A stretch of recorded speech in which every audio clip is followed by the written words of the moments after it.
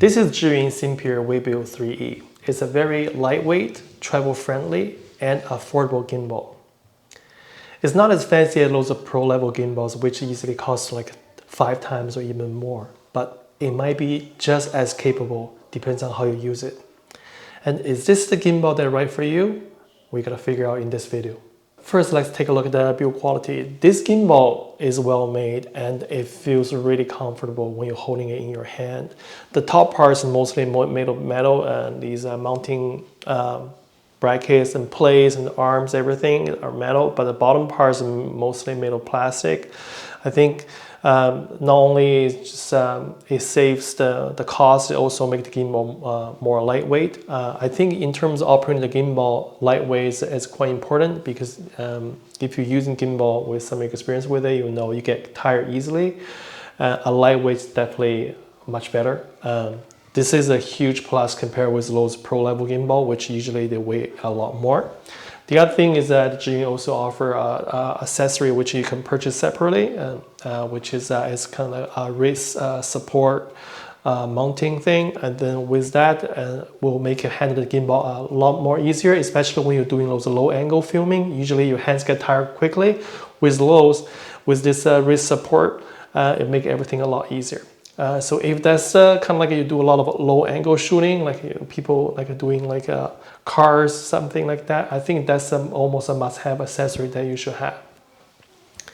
So that's about the build quality. And now let's take a look at the control.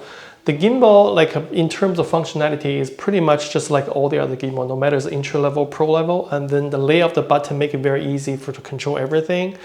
These like a turning wheel, so you can use it, and then of course you can customize it in terms of like how you want them to function.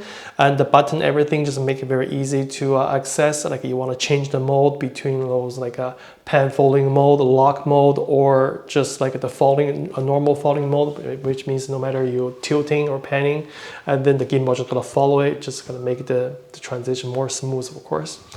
And then of course this gimbal allow you to remotely control the camera by start or stop the recording using through the Bluetooth. And you do have to check the compatibility list, because now all the cameras support it, and double check Zhiyun's official website and just make sure and that supports the camera that you're currently using. And now let's take a look at the battery. The battery is like you can charge the battery through the USB-C cable. The battery life, I think they rate is 16 hours, and then the charging time is between 2 to 3 hours. I used it for like a normal, like a walk on the street, and then when I travel, and then shooting photo and video at the same time, and then for 2 days, and I still have more than half the battery left. So I think personally, depends on how you use it. If you're just for travel, like doing vlog and then travel video, this battery life there's nothing you need to worry about, and you can quickly charge the battery, and then the battery life can last you like quite a long time. And then let's take a look at the top part. So this gimbal is not like compared with the pro gimbal. It doesn't have those functions. Like for example, if you turn off the gimbal, will automatically fold the gimbal and then lock the gimbal as well. It doesn't have the functionality. For that, like, are you willing to pay $100 more just for that type of like functionality? Because in order to get a type of gimbal, you usually pay like easily 5 times more. But for me, I would rather to save the money and then just manually fold the gimbal. It's really not a big deal for me. But this gimbal does offer, they have these locking buttons right here, allow you to lock the three-way of movement, so which make it a lot easier for you to balance the gimbal. It does offer one USB-C port right here, and with this USB-C port allow you to connect the gimbal with the camera, so that way you can remotely control your camera using your gimbal in terms of setting up ISO, aperture, stuff like that. But again, you still need to check the compatibility list on the Zhiyun official website to make sure what level of control you can have based on the camera you're using. It doesn't have the USB port like those pro level gimbal, which give you control, allow you to do photo focusing control if you're using a manual focusing lens and you're using photo focus. Then that way it doesn't have that functionality. So that's the But for that one, you can imagine how much more stuff they need to add to this gimbal than the actual weight plus the extra cost associated with it. And then just ask yourself, like, how many times you're using manual focusing lens. Of course, I know the answer for this could be quite different, and some people, they just pretty much only using manual focusing lens. But I believe majority of people, me included, for video autofocusing, it's just like a lot easier. It's just like a less gear to deal with. And then dealing with a manual focusing lens when you're doing video, operating the gimbal at the same time, sometimes I almost feel like it's not like a one-person job. So for me, that's definitely something I would happy to sacrifice, like in order to pay the extra money and handle the extra weight and then complexity. Just for that particular functionality, I would rather just not dealing with it, just using the autofocusing lens. And then for the control, I forgot to mention something like, for example, here they have loads of normal control. Like, for example, you can double click on the trigger, which will reset the position of the gimbal to the neutral position, and then you can triple click. That way you're turning to the selfie mode, and then you can always triple click again to turn it back on. So in terms of like, I would say between 80 to 90% of the functionality that everybody's gonna need for a gimbal, no matter it's a pro level gimbal or intro level gimbal or any level gimbal, this gimbal offers that. And then with some more, like what I mean by that is like this gimbal does give you some more advanced adjustment in the menu, the setup menu. The setup menu will give you a lot more control in terms of adjust the speed, the smooth of the motor, set up the deadband. If you don't know what it means, is like because when you're holding the gimbal and then you want the gimbal to be steady, but your hands have like those tiny movement, and through these macro movements, and the gimbal is supposed to ignore that. But in what level the gimbal is supposed to ignore that? That was set up at the deadband. So this gimbal does give you this function to set up the deadband and plus the speed and the smoothness. Of course, like what I mentioned before, in the setup menu, you can set up the behavior of certain button. For example, these turning wheels, you can adjust to either tilt up and down or rotate that way or turning left and right. Other than that, there's another function which is quite interesting. I think is like it's a really nice function to have. It's really great that this gimbal have that function. Is they call the trajectory.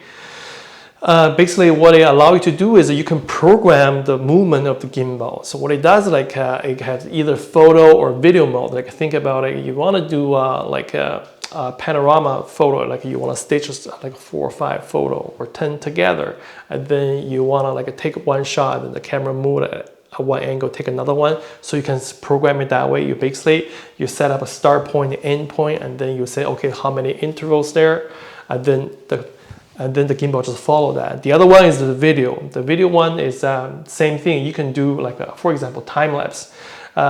The time lapse is in order to instead of just like a still like a frame, nothing move. You want like the camera moving a little bit, so you can set up like start from here, end from here, and then you set up the time. Like the default is 2 minutes, the minimum is 2 minutes. So then once you start, and then the gimbal was slowly moving from left to right, from the start point to the end point, exactly the position you set within that 2 minutes.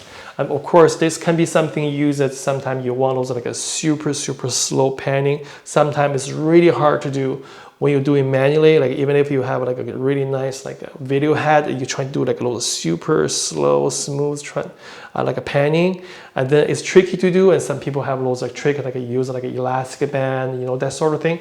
This you can actually just do this using a gimbal. Talking about this, actually, I want to talk about something because this trip kind of like made me thinking like how much work actually the gimbal can do just as a tripod, because you know, tripod like this always like, you know, the most stable way. If you want some stable frame, like always the tripod give the most stable way. But I found many times gimbal can just do the same for you. It's not like it's going to be as stable as the tripod, of course, not 100%, but it's pretty close. Like plus the camera right now, they have the in-body stabilization, plus you have the gimbal. You can hold in there, almost get the shot, just almost look like you get a tripod shot. I think roughly it will be like 80% of the time you can get away without a tripod. Just like make sure you're holding the gimbal steady, and then you can still get a like good shot. But the benefit will be you don't have to carry a tripod, right? And of course, this not gonna completely replace the tripod. Like sometimes if you wanna do like a long exposure, things like that, you're still gonna need a tripod. But other than that, I think, I'm really thinking like a gimbal probably can just replace the tripod. Like maybe like one day I should just give it a try. Then I just grab a gimbal when I travel, and then not even carrying a tripod. Talking about travel, this gimbal, like what I mentioned, is very lightweight. It's 990 grams. And after you're folding it, it's pretty much the size of A4 paper. So you can easily just chuck into your like backpack and then make it super travel friendly. So then like other than all these, it seems like this gimbal can do anything that most of the Pro gimbal can do, other than those fancy things like auto folding, and sometimes they have follow focusing, you know, things like that. Well, there's another thing is a limitation is this gimbal can only handle weight up to 3 kilograms. Just give you an idea, like think about like a full frame mirrorless camera with like a f2.8 zoom lens, like a 24-70, or like those are like a fast prime lens. And this gimbal can handle that. But if your setup is heavier than that, and then that's the over the limit of this gimbal, so it won't be able to do that. But again, everyone's shooting differently. For me, I would never put like a heavy setup on gimbal. Like I just try to, when I'm using gimbal, I try to just keep the weight as low as possible. I would rather to carry the gear with me all the time and use it as much as I can, other than have this like the best setup and then I can barely use it. I don't use it as often. It's just like such a way of wasting money. So my opinion about this gimbal is like, of course, this is based on the way I was doing photo shoot and video and stuff like that. I think no matter your budget is like $300 or $3,000, you should just get this one, because basically can do everything, no matter it's like intro level or advanced adjustment that the Pro gimbal can do. It doesn't have lots of fancy functions like those Pro gimbal can do, but there's something we can totally, you know, live with it. But at the meantime, it offers packages such a small size and super lightweight. It just like make it super easy to use it, and it's very likely you're more waiting to carry it next time you going somewhere, and then you start packing your gear. You can just easily just throw it in your backpack. You're never gonna think about it. Other than you have such a heavy setup, you're gonna think about, oh, should I take it with me? And then it just like dealing with all the problem you have to deal with that. And then the cost of this gimbal is so little. And then to be honest with you, if you lost it or something, it's like a $250 to replace it. It's really not a big deal. And considering some other gimbal can easily cost you more than $2,000.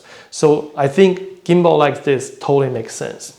Yeah, if you ask me, I would say this one I highly recommend.